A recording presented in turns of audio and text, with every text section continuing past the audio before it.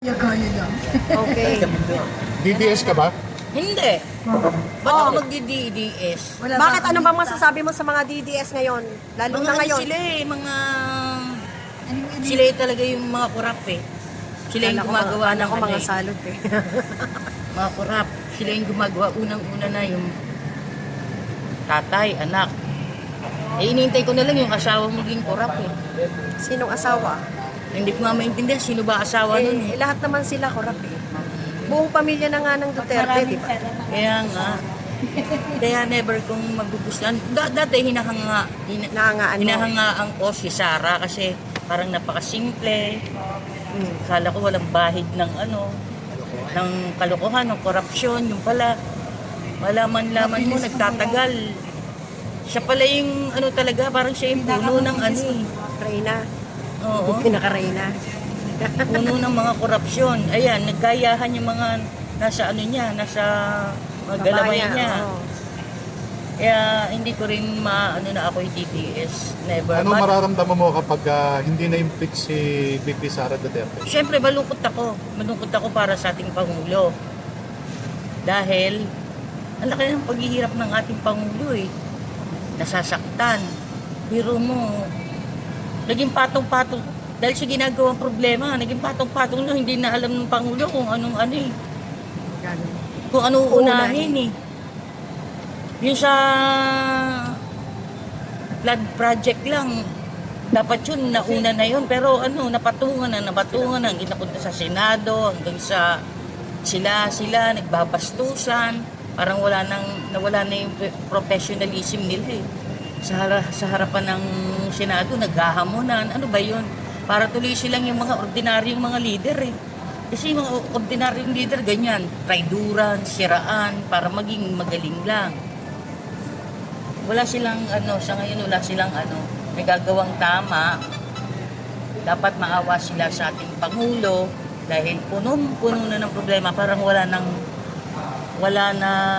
katapusan na problema, wala nang Kapayapaan. wala na, magulo na, parang hindi na maaayos ang Pilipinas eh. Dahil kanino naman yan? Dahil Sa mga DDS. Mga Duterte, unang-una, Duterte. Yan lang naman talaga ang gumawa ng problema eh. So ibig sabihin sila lang ang salot sa Parang ganun. lipunan. Parang sila yung nagiging salot sa lipunan talaga na dapat payapa. Wala nang awayan. Kaso, yung ginagawa nila, pinasasama nila ang si BBM. Bata pa ako, tatay ko, BBM na yan eh. Kaya tuwing may programa ang tatay ko, walang makakapanood kasi palabas ni BBM. Ay talaga. Oo, ang tatay ko hanggang sa kinamatayan na. Basta, ang TV nga namin nun, yung mahabang gano'n na black and white pa eh. Pag nilipat mo yung bugbog sarado ka. Kay ano yun kay Marcos Senior yata. Yung tatay niya. Oo, okay. Marcos talaga. Kaya Apolacay. Oo, kay Apolacay. Kaya Apolacay. Kaya maganda naman yung mga nagawa ni PBBM eh. Ngayon nga lang yung sa SSS. Maganda na ang takbo ng SSS ngayon. So Maganda anong masasabi mo sa ginawa niya tungkol sa SSS? Aba, marami kaming natatanggap na benefits. Tulad nung sabi, hindi nag-i-increase ang SSS. Hindi totoo yan. Kaya i-increase ko lang. Ito lang, nag-senior ako last year. Ngayon may increase na naman ako sa SS pension ko. Kaya paano nangyayaring walang nagagawa si PBBM? Yan yung pinaka-importanteng nagawa ni PBBM sa mga senior. Dahil yan din ang gusto ng kanyang ina na si former First Lady Imelda Marcos, ang mahalin ang mga senior citizen. Ayan, very good galing naman. So, mensahe mo kay PBBM? Mahal na Pangulo, huwag po kayong susuko. Kakayanan po natin lahat yan. Wawalisin natin yung mga dot na yan. Wawalisin natin yan. Gusto nyo, kunin nyo pa akong tagawalis eh. Ayan, salamat. Shout out sa mga friends ko na supporter ni PBBM at ng aking boss, Super Mara C. Super Mara Tamundong. Boss ko yan, mahal na mahal ko yan. Hanggang Sa huli. 6 feet below the ground. Mahal ko yan si Boss Mar. Ayan. Thank you. Hello po. Ayan, magandang gabi po sa iyo. Sir, tanungin lang po kita. Ano ang masasabi mo sa mga sinasabi ng mga DDS na pagbigyan naman daw natin si Sara Duterte para maging presidente? Subukan lang raw po natin si Sara Duterte na maging presidente. Anong masasabi mo doon?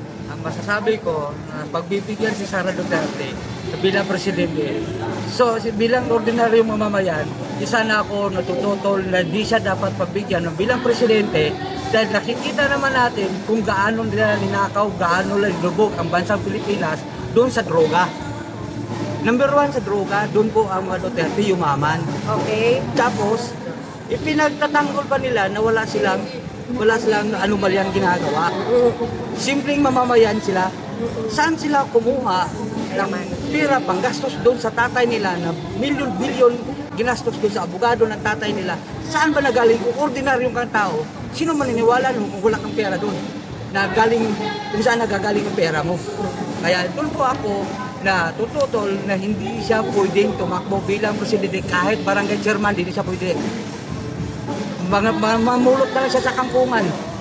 Gusto ko nga dapat siya ngayon may impeach na kaagad para pag mawala na yan sila sa bansang Pilipinas na wala siyang katungkulan, uunlad ang Pilipinas dahil si BBM tuloy-tuloy ang produktong ginagawa ni BBM, tuloy-tuloy ang trabaho.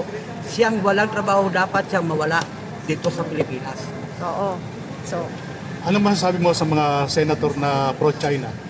Ang masasabi ko sa mga pro-China, tumigil na kayo. Halatang-halata na kayong ginagawa nyo. Pasyado na kayong, kumbaga sa booking na. Depensa pa kayo ng depensa. Kawawa naman yung Pilipinas. Kawawa yung mga Pilipino na doon na lang kayo umaasa sa China. Baka balang araw, baka ibinta nyo na kami. Kayong mga pro-China, bumaba na rin kayo dyan, mga pro-China na Senado. Huwag na kayo magpatagal-tagal pa. Dapat, kailangan, yung despot, wala na kayo dyan. Dahil kawawa ang bansang Pilipinas. Napunta lang ang yaman ng Pilipinas, napunta lang din sa China. O sa anong may tutulong nyo dyan kayo mga senador na pro-China? Ano masasabi mo pala sa nangyari dun sa Senado nung last 13 na nagkaroon ng eksena itong si Bato de la Rosa at si Robin Padilla? sa palagay mo ba, mahuhuli Sa palagi talaga? mo ba, ano yun? Totoong eksena ba yun o ano lang? Planted yun. Yung ano na yun. Gumawa lang sila ng drama para alam naman kasi nila yung show cause order tsaka yung TRO, alam nila yun, hindi sa talaga pagbibigyan ng TRO doon sa Supreme Court. Kaya gumawa silang eksena para itakas si Bato. Yun ang nangyari noon. Kasi yung mga drama nila na sinasabi yung si Matibag ang gumawa, hindi po yun. Kasi alam na nila sa 24/7 hours na hindi lalabas yung TRO, automatic, dismiss yun. Kung intimano, hulihin na agad si Bato. Kaya yun gumawa sila ng drama. So ano po masasabi nyo kay SP Alan Peter Cayetano? Ay mag-resign na siya. Kasi parang naguguluhan ang mamayang Pilipino. Simulat umupo yan, yung loko niyan, yung putang ina niyan. Nagkagulo lang yung ano eh. Yung Nabaliw. Pilipinas, mga Nabaliw yung Siya Pilipino. lang nakapagulo sa lahat ng upong Senate President. Siya ang pinakamagulo. Depensa sa mga magnanakaw. O, sige, ampun sa magnanakaw. O, ano ba yung may idudulot yan? Dapat, bumaba na siya. Siya ang bumaba. Hindi yung hintayin pa niya yung galit ng taong bayan. Putang ina niya. Ayan, Si ano naman, si Senator Marcoleta, ano masasabi mo? Ay, wag na yan. Mensahe mo na lang kay PBBM. BBM, Ayan. since bata pa ako, BBM na talaga kami. Kasi nabutan ko po yung pamumuno na yung tatay hanggang ngayon. Saludo ako sa iyo, BBM. Napakaganda ha, mula no sa tatay mo hanggang ngayon. Naramdaman ko pa rin yung pinaka-the best na pamumuno sa Pilipinas. Sige, Good sabi luck. ng mga DDS, walang nagagawa si BBM. Isa lang, ano ang project na natatandaan mo kay BBM? Yung project, Oo. napakarami. Sige, isa lang. Isa lang. Number 1 doon yung project nung yung nasalanta doon sa amin sa Negros, sa sa part ng Morsya. Oo. Ultimano si BBM pumunta ron. Ayun, no? Masaya ang tao na mayroong simulat sa pool. May Walang- trahedya nangyari sa Negros. Walang Wala pang pumunta. presidente bumaba doon. Pero First time lang si BBM ang pumunta mismo doon sa Nasalanta. Ay, Kaya grabe. saludo po, Mr. Yan, President. Negros ano to? Negros Occidental. Occidental. Ayan, salamat po sir. Maraming salamat po.